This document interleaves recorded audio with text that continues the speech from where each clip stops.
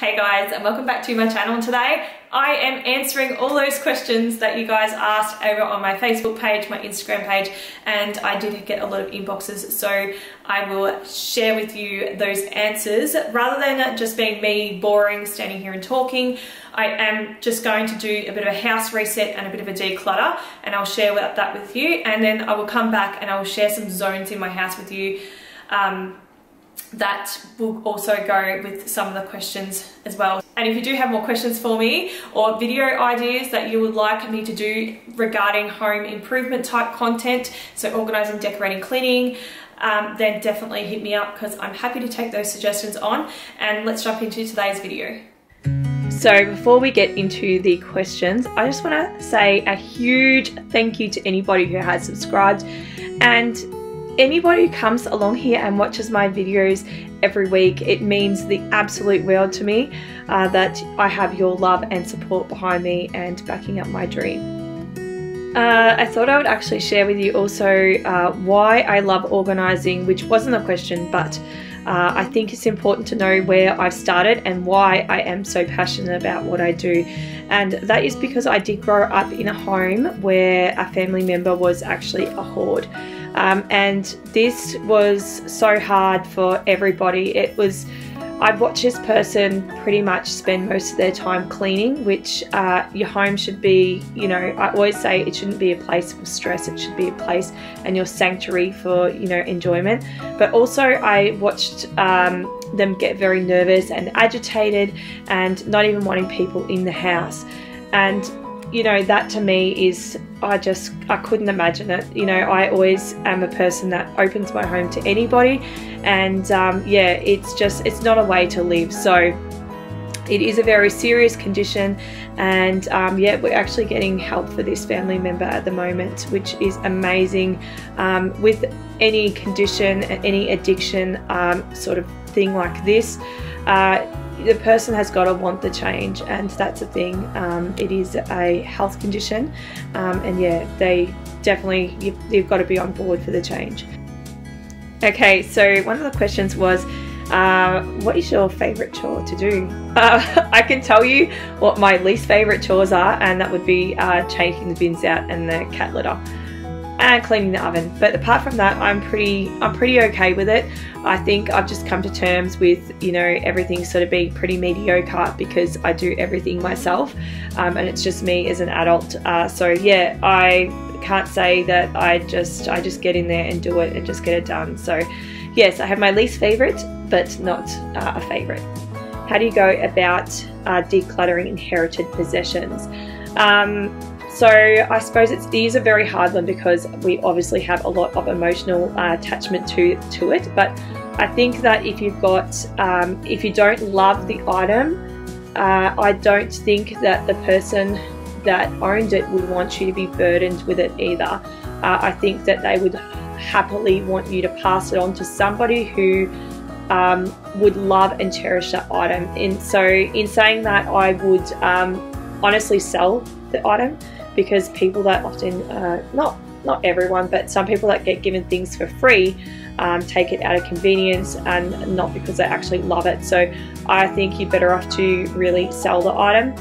So then that way, somebody who truly appreciates it and feels that it is valued enough to buy it will actually buy the product.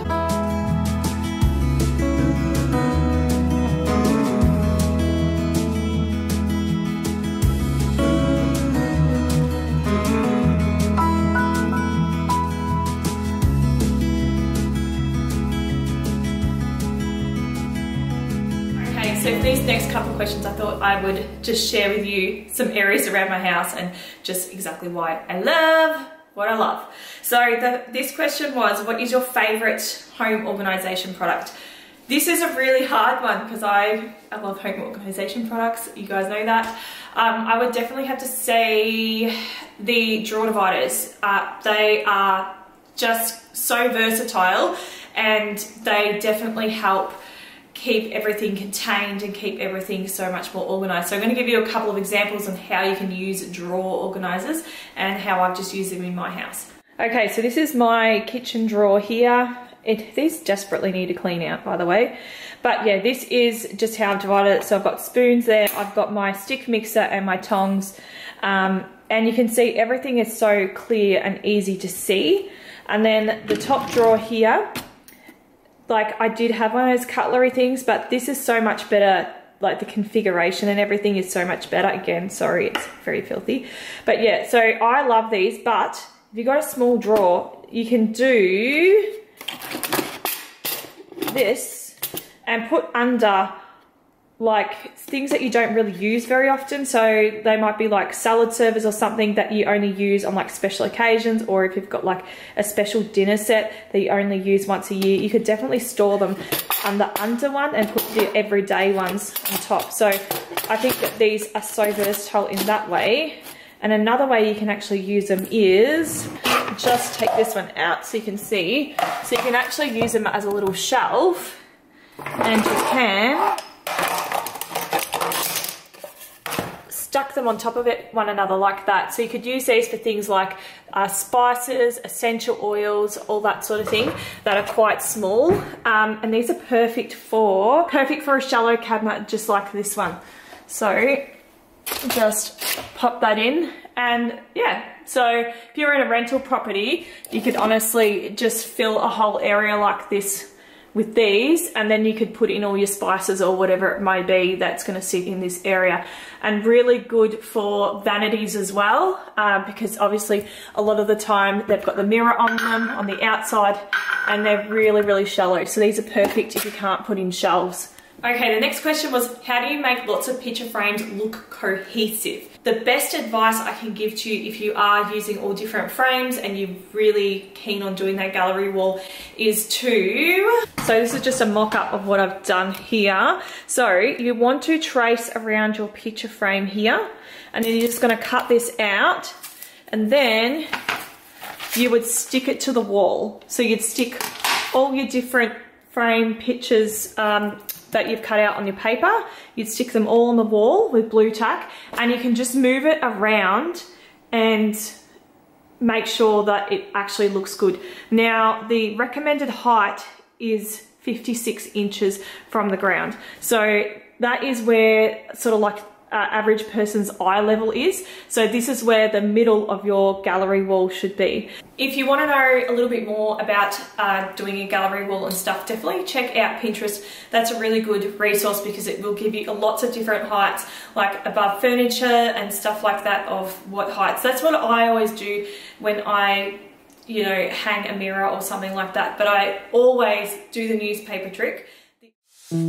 How do you get motivated to declutter? I think when my space feels a little bit overwhelming, when things just don't quite fit in the spaces right, then I know that that's a good time to declutter. Also, just at the end of the season, like what I'm doing now, it's coming to in the spring season, and I know that I'm able to go ahead and declutter all those long sleeved tops and just go ahead and declutter any of the short sleeves that I know that won't fit her, and just do a bit of a stock rotation.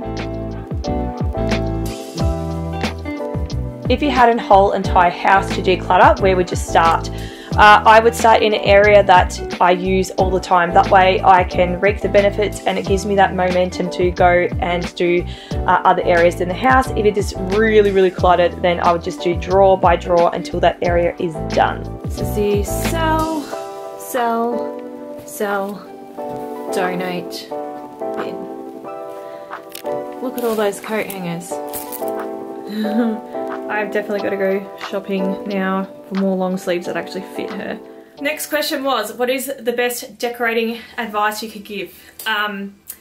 One, I would say decorate in colour, so the 30-60-10 rule, which I have a video on.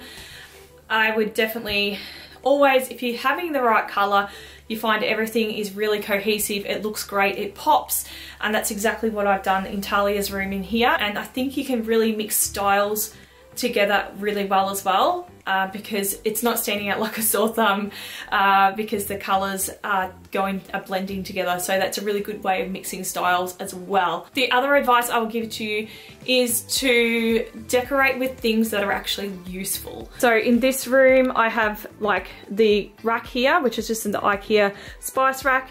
This one here is perfect for putting in like her pretty clothes. I can put in costumes if I want to put in costumes.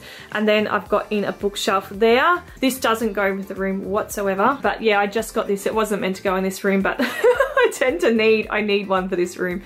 But yeah, this is just a ladder, so perfect for, you know, extra blankets and throw rugs, and because we don't have a linen closet, it is absolutely perfect. Decorative chairs. It makes a statement, but it's also a practical element.